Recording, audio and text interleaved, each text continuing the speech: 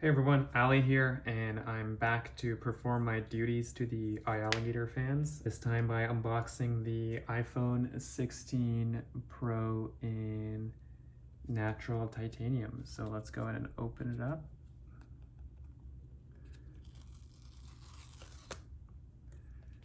And the boxes have definitely gotten smaller over time, probably due to Apple's zero waste commitments and the such. So here it is. It actually looks the color much better in person. It looks a lot whiter when you're picking it on the website, but let's go ahead and peel off this. Actually, before we do that, this is the new camera button, the action button, which still defaults to the silence switch, and then the power button where you're used to. All right, I'm gonna peel this off. Very nice. You can see my current 13 Pro in the reflection there. And let's power it on.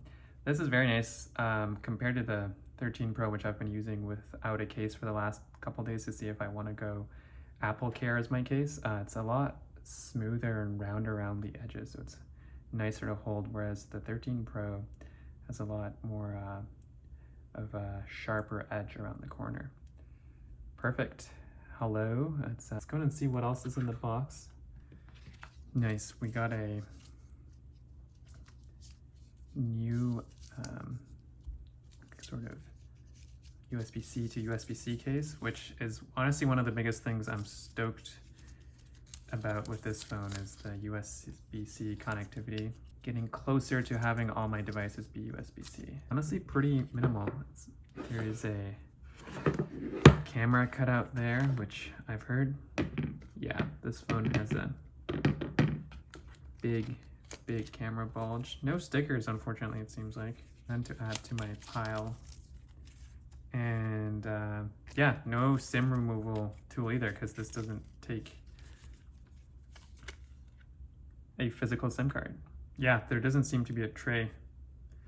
That's been replaced by the camera button here. That's all. Thank you for watching.